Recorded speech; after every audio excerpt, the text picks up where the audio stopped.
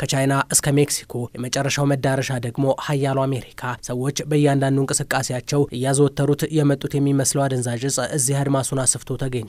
የቱንም ያክል ሀገራት ለቁጥጥር ባይቦዝኑ በሺዎች የሚቆጠሩ ዜጎቻቸውን ግን ከሞት ሊታደጓቸው ዛሬም አልተቻላቸውም። በሜክሲኮ ታላላቆቹ የዕፅ አዘዋዋሪዎች በየጊዜው በሚለዋውጧቸው ዘዴዎቻቸው ከፍተኛ ቁጥጥር የሚደረግበትን የአሜሪካ ድንበር ግን በቀላሉ አልፎ መሀል ሀገር ሲቸበቸብ ይገኛል።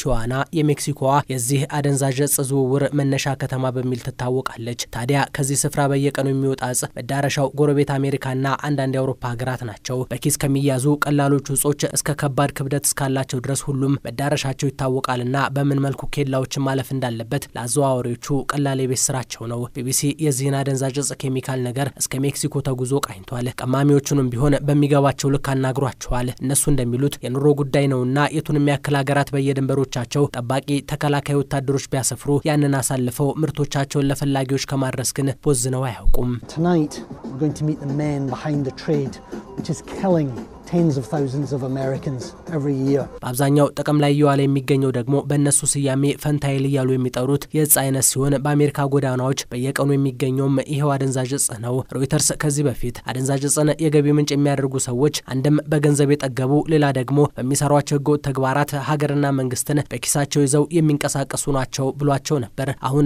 እየተመለከትን ያለነውም ይህንኑ ነው። የዚህ መድኃኒት መነሻ ደግሞ ሀገረ ቻይና ነች። የዕፁ ቀማሚዎች ቀድሞ ጥሬ ዕቃውን የሚያስመጡት ከዚች ሀገር እንደሆነ ይናገራሉ። ከዚያም ባዘጋጇቸው የግል መጋዘኖች በሚፈልጉት ቅርጽና መጠን አድርገው ይሰሩታል። ከዛም ለገበያ ለተጠቃሚ ይቀርባል ማለት ነው። መረጃዎች እንደሚጠቁሙት ፈንታይልን ከሚጠቀሙ 10 ሰዎች ውስጥ 8ቱ ባንድም በሌላ በህይወት የመቆየት እድላቸው አናሳ ነው። ለዛ የአሜሪካንን ከተሞች ጎዳና መመልከት አስረጅ ሊሆን ይችላል። ፊላደልፊያ ለዚህ የተመቸች ግዛት ስትሆን በዚያ ህጋዊ በመሰለ መልኩ በየአደባባዩ ሲሸጥ መመልከትም የተለመደ ነው። በየአመቱም በ10 ሺዎች የሚቆጠሩ አስከሬኖችን ከየመንገዱ ማንሳት የአሜሪካ መንግስት የተለመደ የቤት ስራው ነው። It's a very dangerous drug, deadly.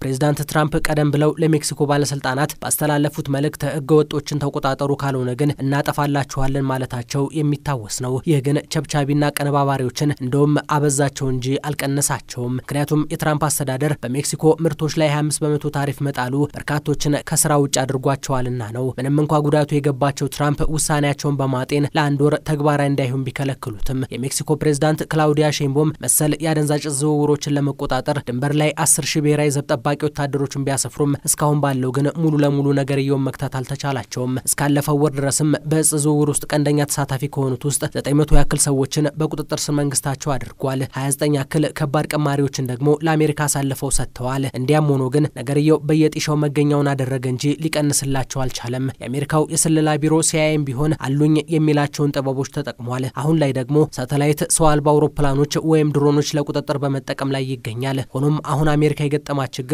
ከ1990ዎቹ የጣሊያን ማፊያ ቡድኖች የከፋው ነው ተብሏል። ምክንያቱም በጊዜው ዋሽንግተን ነገሮችን በቁጥጥር ስር ለማድረግ ያን ያክል ያልተቸገረች ሲሆን አሁን ከሜክሲኮ የሚነሱት ካርቴሎች ግን የችግሩን ክብደት በእጥፍ አድርገውባታልና ነው። ከ2002 እስከ 2005 እንደ አውሮፓውያን አቆጣጠር አሜሪካ በተመሳሳይ ከቬንዙዌላ መነሻቸውን ባደረጉ የአደንዛዥ ዕፅ ጌቶች ብዙ ተፈትና ነበር። ያም ቢሆን በሀገራቱ የጋራ ጥረትና አብሮ መስራት ችግሩን ሊቀንሱት ችለዋል።